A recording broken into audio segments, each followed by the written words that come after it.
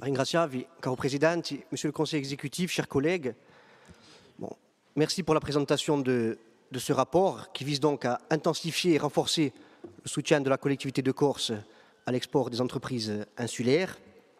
Quand on parle d'export, Monsieur le Conseil exécutif, et vous l'avez dit, on parle bien sûr d'activité, de compétitivité de notre tissu entrepreneurial. On parle aussi des enjeux globaux liés à notre modèle de développement économique. Et au-delà, et ça fait sens par rapport au débat qu'on a eu ce matin et précédemment, on parle aussi à la question des transports, notamment des transports extérieurs, y compris maritimes, et à l'enjeu de rayonnement et de visibilité de notre économie, de nos entreprises et de notre pays en dehors de nos frontières. Ce que nous voulons dire du côté de FAPO pour l'INSEM, c'est que nos convictions profondes de nationalistes corses, selon lesquelles la Corse n'est pas destinée à être ad vitam aeternam une terre seulement de consommation, basée sur quelques activités, avec une forte dépendance, ces convictions elles sont confirmées par le contexte corse et par le contexte mondial. Contexte mondial, depuis l'élection du président des États-Unis d'Amérique, Donald Trump, retour du protectionnisme en force, droit de douane, guerre commerciale. Donc ça renforce notre objectif et notre logique d'accompagner les entreprises corses à l'export, surtout lorsque l'on sait qu'il y a eu un certain nombre, les chiffres figurent dans le rapport, d'évolution positive de l'export des entreprises corses sur le territoire et le continent nord-américain. Et au-delà du contexte mondial qui est bouleversé et dont la Corse n'est pas extérieure, il y a bien sûr les caractéristiques de notre économie, de sa structure, mais aussi de sa dynamique, que l'on peut qualifier de croissance économique appauvrissante. C'est, sous contrôle d'Alex Vinciguerra, je crois, la notion qui avait été retenue notamment lors du processus de Beauvau, y compris avec le gouvernement français à Paris, avec une forte dépendance à l'extérieur, une forte dépendance à la saisonnalité, une forte dépendance aussi à l'activité, par exemple, du tourisme. Et donc, en cas de choc exogène, on a des acteurs économiques et sociaux qui sont dans des situations de grande difficulté. Donc, bien sûr, nos convictions de nationalistes corses qui visent à transformer, pour reprendre le terme de transformation, le modèle économique de la Corse et à construire une économie productive, redistributive, s'inscrivant dans les grands enjeux de transition écologique, sociale et de développement durable d'une économie respectueuse de l'identité de ce peuple et de l'environnement de ce pays, elle se trouve aujourd'hui affermie par ce contexte corse et international.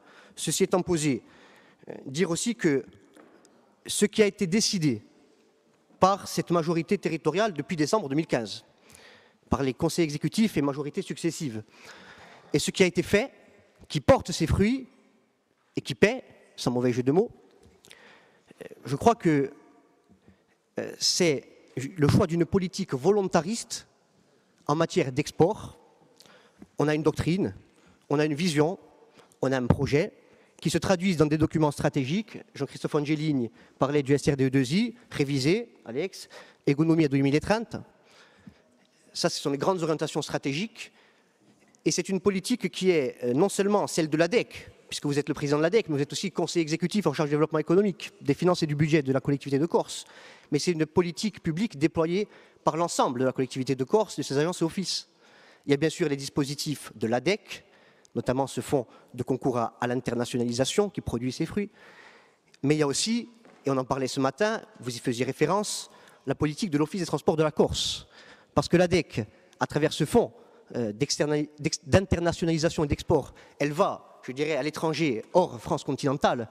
Par contre, et là on voit toute la nécessité d'une intervention complémentaire de l'Office des transports de la Corse, grâce aux économies générées par la très bonne gestion financière, de la dotation de continuité territoriale notamment, qui a permis de générer 50 millions d'euros d'économies 2016-2017 sur le service public maritime, on a pu mettre en place non seulement une baisse du fret pour les biens de consommation, de 46 € avant 2015 à 40 € aujourd'hui, donc moins 13%, mais au-delà de cette baisse, on est venu créer 2 tarifs sur le fret maritime préférentiel, spécifiques, conformes à nos orientations, le tarif export et le tarif export plus, qui sont extrêmement préférentiels. Donc un dispositif qui n'existait pas là où on est à 46 € sur les biens de consommation, on est passé à 40, mais au-delà de la consommation, on est sur une logique de production et d'exportation, puisque tarif export, on passe de 46 € à aujourd'hui 20 €, c'est une baisse d'environ 57%, et tarif export plus, on passe de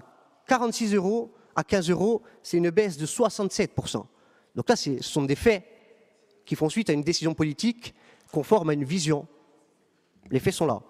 Et ils produisent des résultats, puisque je crois que, par exemple, pour la filière clémentine, Monsieur le Président de l'Office des Transports, vous en parliez ce matin, on a eu sur une année une progression des exportations de près de 26%.